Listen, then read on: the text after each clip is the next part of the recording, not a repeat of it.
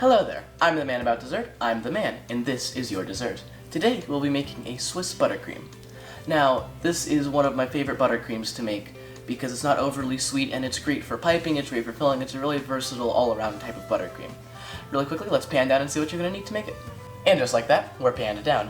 What you will need is 5 egg whites, hopefully at room temperature, 1.5 cups of granulated sugar, 2 cups of unsalted butter, that's generally around 4 sticks, a pinch, just a pinch of salt, and a teaspoon of vanilla extract. Now that you know the ingredients that you need, the tools you will need are a simple whisk and a scraping spatula, both very important tools in the kitchen. So, let's get started! Now one last quick thing, you are also going to need to set up a bain-marie for this. Now you might be wondering, what the heck is a bain-marie? That was my first thought as well. Well, a bain-marie is where you take a big pot full of water, stick it on the stove, bring it up to a nice boil or simmer, and then you place a heat-safe, heatable, won't break or crack bowl on top of it. It's okay if it's touching the pot, you don't want it to be touching the water too much. What this does is it heats up the ingredients very slowly, allowing it to come to a uniform temperature. And with that knowledge, what we are going to do is we are going to take our 5 egg whites, we are going to combine them with our 1.5 cups of sugar, our pinch of salt, and our teaspoon of vanilla extract. Now we're just gonna give this little thing a yield whisk. You always try not to get messy, but it's almost inevitable. Now that we've whisked it all to combine, we're going to put this onto our bain-marie, let it heat up, give it a stir every once in a while until it hits 160 degrees Fahrenheit. I would heavily recommend, gonna reach back here to my handy dandy toolkit, an electric thermometer. You can use conventional ones, electric ones work easy for me, they're more, they give faster results. But yeah, make sure you have a way of measuring the temperature once it's on the bain-marie, get it up to 160 Fahrenheit, then take it right off. Would you look at that, turns out my bain-marie is a little too big to hold my bowl, so I'm just going to really quickly transfer it to a bigger bowl to comfortably sit on top of my pot. That's not good! This is why I have a paddle scraper. Now always make sure the insides and outsides of your bowls are clean, just in case you happen to drop a bowl inside of another. Like I just did. And this goes into the sink, my hands get washed, and the paddle scraper gets nice and clean again for later. And with that over with, now that it's in a bigger bowl, I'm gonna go put it right back onto the bain-marie. Now, while that's heating up on the bain-marie, we have to do one quick thing to prepare our bowl. I am going to be using a KitchenAid for this recipe.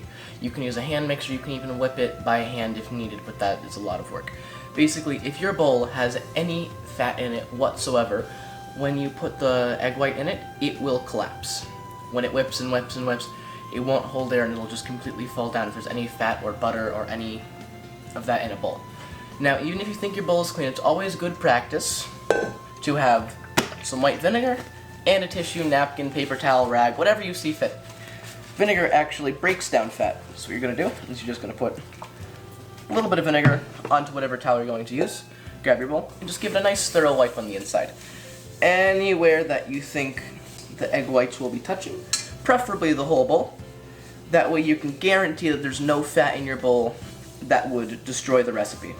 And you just have a nice sad little mush in the bottom of the bowl instead. Now that that's done, we can go back to the bain-marie. Alrighty, so my bain-marie has almost gotten my egg whites up to 160 Fahrenheit. Once that happens, I'm going to use some safe protective mitts, transfer that over into my KitchenAid bowl with a handy dandy, would you look at that, whisking attachment. We're going to whisk this on high until it cools down to room temperature. That way it should get nice and fluffy. Got it. You got this. Almost there. Nope. Nope. Nope. Hey, it's on. Whisk attachment's on. And there we go. Our beautiful egg whites at 160 degrees Fahrenheit, lightly whisked, are going into the stand mixer. And this is where a paddle scraper will be wonderful, but also an extra set of hands. Paddle scraper to the rescue. And just like that, our sugar egg white mixture is in the KitchenAid. Hallelujah! I didn't burn the house down. And now we get to lock this in.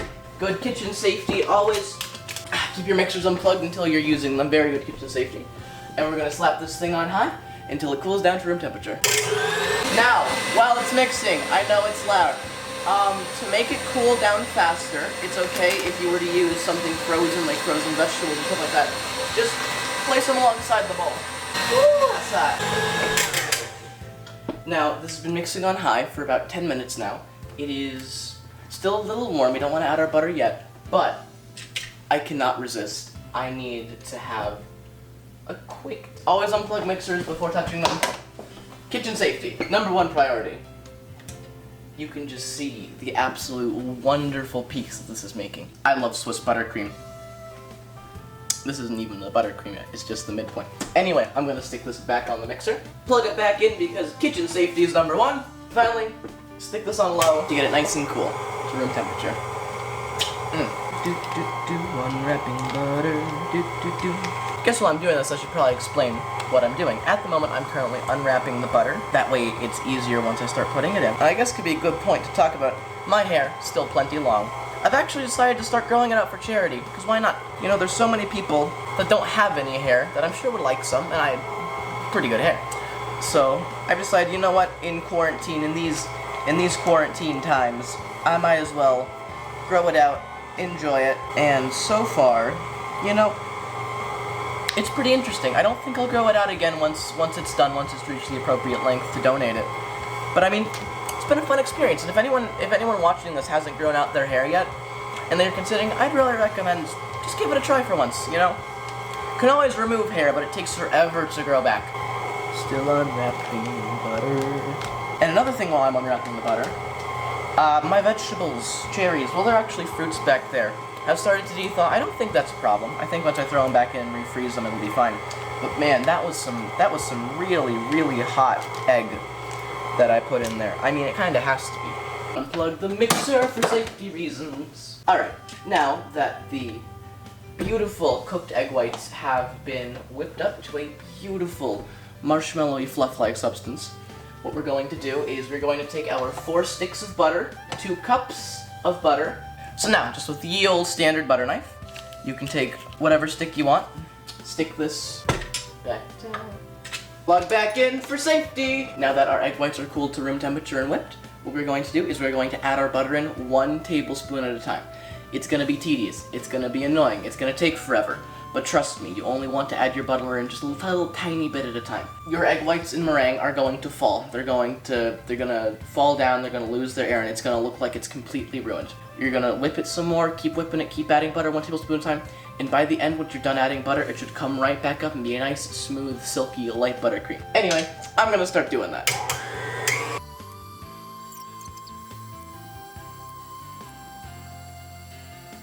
Alright, now that we have added our 4 sticks of butter, 2 cups, into the stand mixer, 1 tablespoon at a time, very slowly, what I'm going to do is I'm going to grab my handy dandy, trusty spatula, and I'm going to scrape down the sides of the bowl where any meringued egg whites might not have been incorporated. I'll stick this on high for about 1 more minute, and then the buttercream should be beautiful, fluffy, and done. And here we are, a beautiful, light, fluffy, white Swiss buttercream. It is perfect for decorating, it is perfect for coloring, it is perfect for eating and tasting, I must tell you. And I must tell you, you have to make this recipe sometime if you ever want to bake or ice or decorate cakes, because it's just so versatile, it is so easy to make, and it is so much more worth it to put the extra time and effort into it to get a beautiful, delicious buttercream by the end.